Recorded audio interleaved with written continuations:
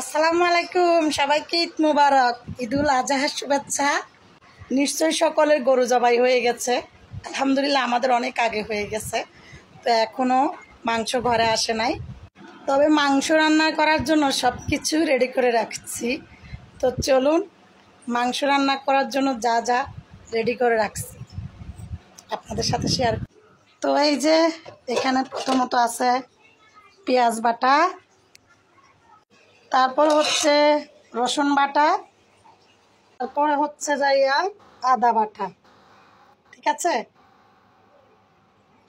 তো এই বক্সে আছে সর্ষে বাটা, আর এই বক্সটাতে আছে নারকেল বাটা, নারকেল আর বাদাম বাটা দুটোই একসাথে।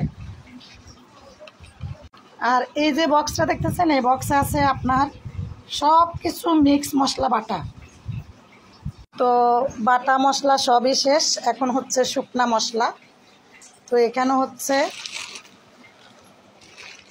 এই যে মরিচের গুঁড়া, হলুদের গুঁড়া, এখানে হচ্ছে শুকনা মশলা, ধনিয়া জিরা সব কিছু মিক্স করা।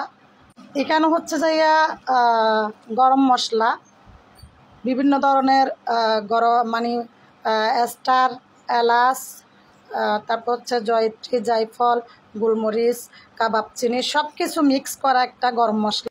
আর এখানে হচ্ছে দারুচিনি, এলাচ, রং না লবঙ্গ নাই সরি, এলাচ আর তেজপাতা।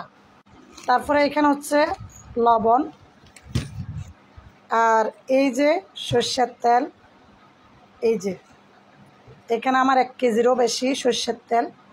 প্রথমে 1 কেজি আনাইছিলাম, তো আমি আচার করতে একটু দিতে হয়েছে, তো এই জন্য আবারও কালকে আরেকটা আনাইছি রাতে।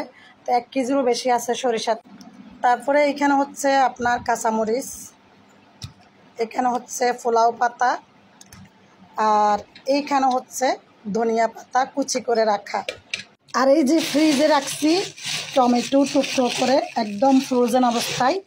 হ্যাঁ, এই টমেটো এগুলো সবগুলাই কিন্তু মাংসতে ব্যবহার করব। তো সব মিলিয়ে কুরবানির মাংস রান্নার প্রস্তুতিটা কেমন হয়েছে? নিশ্চয়ই ভালো হয়েছে, তাই না? আর যদি ভালো লেগে থাকে এই ভিডিওটা, তাহলে একটু কষ্ট করে লাইক, সুন্দর সুন্দর কমেন্ট, শেয়ার। আর যারা পেজ থেকে দেখবা, ফলো না করলে ফলো করবা। ইউটিউব থেকে দেখলে সাবস্ক্রাইব না করলে সাবস্ক্রাইব করে পাশে থাকবা। আর টিকটক থেকে দেখলে টিকটক আইডিটা ফলো করবা যারা ফলো করো নাই। ঠিক আছে, ওকে, আল্লাহ হাফেজ, আসসালামু আলাইকুম। আবারও ঈদ মুবারক।